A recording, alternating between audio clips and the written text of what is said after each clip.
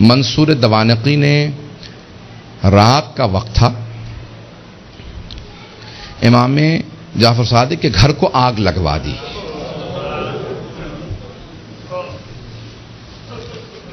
آج کل آپ نے دیکھا روشنیاں ہوتی ہیں، پانی کا نظام کچھ اور ہے. پرانے زمانے میں گھر میں کنواں ہوتا تھا، پانی نکالا جاتا تھا، چراغ ہاتھ میں ہوتے تھے. رات کا وقت تھا، امام کے گھر میں آگ لگا دی. امام کے جو خادم تھے نا وہ فوراً آگ بجھانے لگے. میری طرف دیکھیے گا، ایک جملہ کہہ دو اس کے بعد صرف 2-4 منٹ 5 منٹ زحمت دوں گا آپ کو مصائب کی.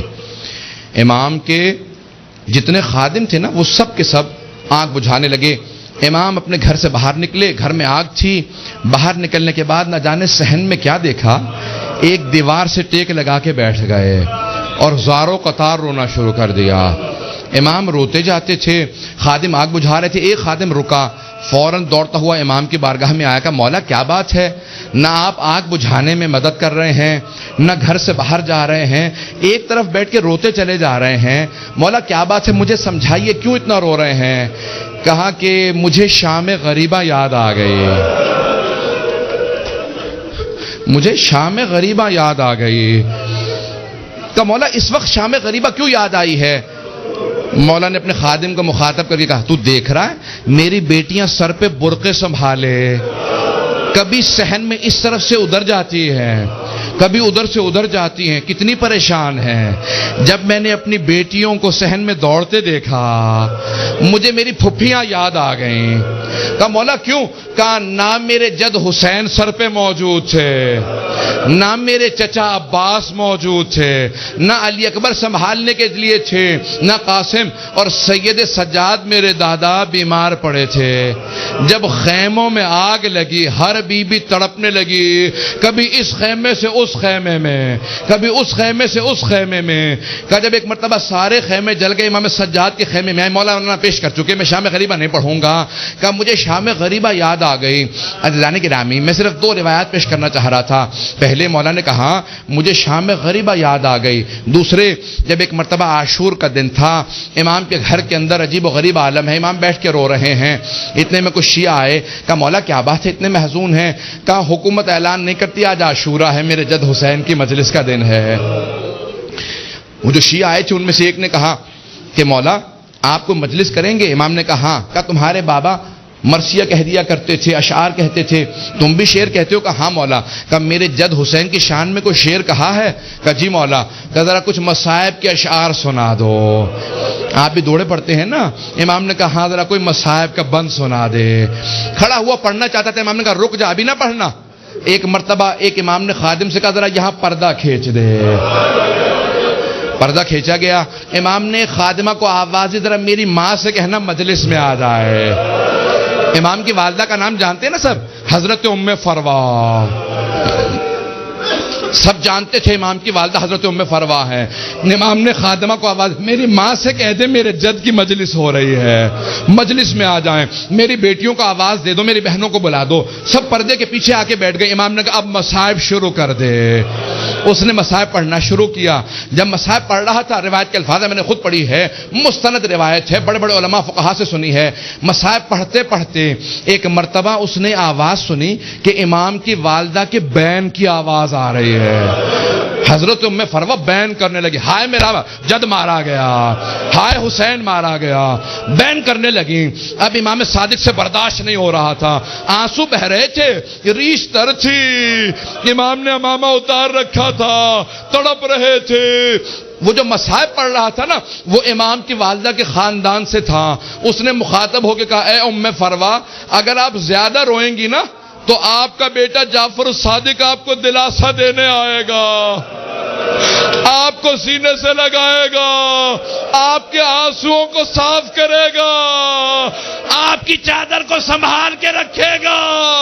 لیکن اے ام فروا آپ کی پھپھیاں جب میدان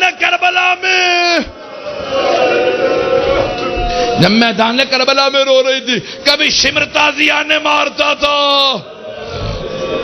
کبھی خولی تازیانے مارتا تھا، بس بھائی اجرکم اللہ میں تمام کر دیتا۔ ایک مرتبہ روایت کے الفاظ یہ ہیں، سارے مدینے والے امام صادق کے دروازے پہ جمع ہو گئے، نہ جانے کیا ہو گیا، اس بلند آواز سے سب رو رہے ہیں، سب دروازے پہ آ گئے۔ امام نے دروازے کی طرف اشارہ کیا، امام نے کہا الباب الباب، دروازہ بند کر دو، دروازہ بند کر دو۔ پوچھا مولا کیا بات ہے؟ کہا میرا چھوٹا سا بیٹا بے ہوش ہو گیا۔ کسی نے پوچھا یہ کون سا بیٹا؟ کہا موسیٰ کاظم۔ امام موسیٰ کاظم بھی برداشت نہیں کرتے تھے میری پھپھیوں کے مصائب اس طرح سے بیان کیے جائیں، رونے کے اوپر پابندی تھی۔ اجرکم اللہ، بس بھئی میں نے تمام کر دیا۔ ایک روایت کے چند جملے پیش کروں گا۔ آج کس کو پرسہ دیں گے؟ آپ نے امام صادق کی مجلس رکھی ہے نا، دو اماموں کو پرسہ دیں گے، ایک 12ویں امام علیہ السلام کو پرسہ دیں گے اور ایک اس امام کو پرسہ دیں گے جس کا جنازہ پل بغداد پہ پڑا رہا۔ امام زمانہ کہتے ہیں میرا سلام و میرے جد موسیٰ کاظم پہ کہ جس کا جنازہ اٹھانے کے لیے 4 مزدوروں کو پیسے دیے گئے، 4 مزدوروں نے پیسے لیے جنازہ اٹھایا۔ کہا 5واں ان کے سامنے چلتا جاتا تھا اور نعرہ لگاتا جاتا تھا ماتا امام الرفضہ، رافضیوں کا امام مر گیا۔ کہا جب پل بغداد میں دھوپ میں لاشا پڑا تھا امام رضا پہنچے، کہا ہٹ جاؤ میرے غریب بابا کے لاشے پہ، میں مدینے سے آیا ہوں۔ آج ذرا مل کے کہیں گے اے مولا آپ کو پرسہ دینے آئے، کس کا؟ صادق آل محمد آپ کے بابا کا۔ پیش کروں آخری جملے سن لیجئے بس بھئی۔ منصور دوانقی ملعون نے امام کو زہر بھجوایا۔ کیسے دلوایا؟ جب ایک مرتبہ سادات حسنی کو گرفتار کرنے لگے، 60 سے زیادہ ایک مرتبہ سادات کو گرفتار کیا، امام کے کان میں آواز پڑی، محلہ بنی ہاشم اکٹھے تھا نا، سارے بنی ہاشم اکٹھے رہتے تھے، امام کے کانوں میں آواز گئی، کہا ارے ان سادات حسنی پہ اتنے پہلے ظلم ہو چکے ہیں، دوبارہ انہیں قید کیوں کیا جا رہا ہے؟ امام اپنے گھر سے باہر نکلے، سر پہ امامہ نہیں تھا، پاؤں میں نالین نہیں تھے، بڑی تیزی سے آگے بڑھتے ہوئے امام نے روکنا شروع کیا، کہا رک جاؤ۔ سب کے ہاتھوں میں زنجیریں تھی، پاؤں میں بیڑیاں، بنی عباس کی فوج تھی، سب کو دستگیر کر کے گرفتار کر کے لے جا رہی تھی۔ امام نے کہا رک جاؤ، امام حسن مجتبیٰ کی نسل پہ بڑے ظلم ہوئے ہیں۔ ایک مرتبہ کسی ملعون نے ایک تازیانہ اٹھایا، تازیانہ اٹھانا تھا، امام کی پشت پہ تازیانہ مارا، امام کا کرتا چاک کیا اور دوبارہ 2-3 تازیانے مارے، امام زمین پہ آئے۔ اس وقت امام بزرگ تھے، بس میں اس سے زیادہ نہیں پڑھ سکتا۔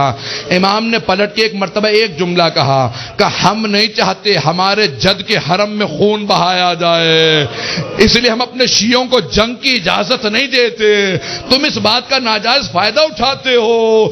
ایک مرتبہ کسی نے کسی تازیانے کے اندر زہر ملایا، بس امام کا جو زخم تھا اسی زخم کے اوپر تازیانہ لگا، امام نے آواز دی مجھے میرے گھر واپس لے جاؤ۔ ایک مرتبہ سارے بیٹوں نے اٹھایا، امام کو گھر لے گئے۔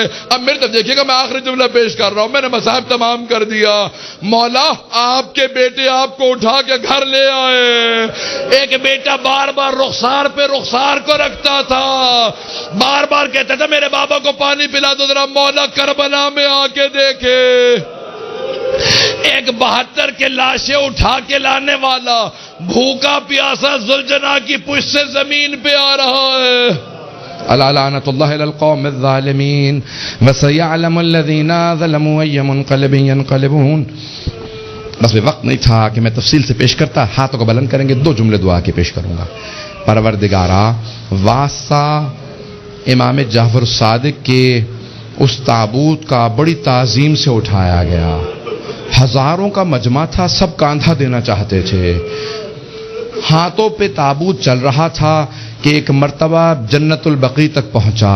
امام موسیٰ کاظم علیہ السلام نے بڑی تعظیم سے شان و شوکت سے کہا ہٹ جاؤ، میرے دادا کے پہلو میں میرے بابا کی قبر کو تیار کرنا۔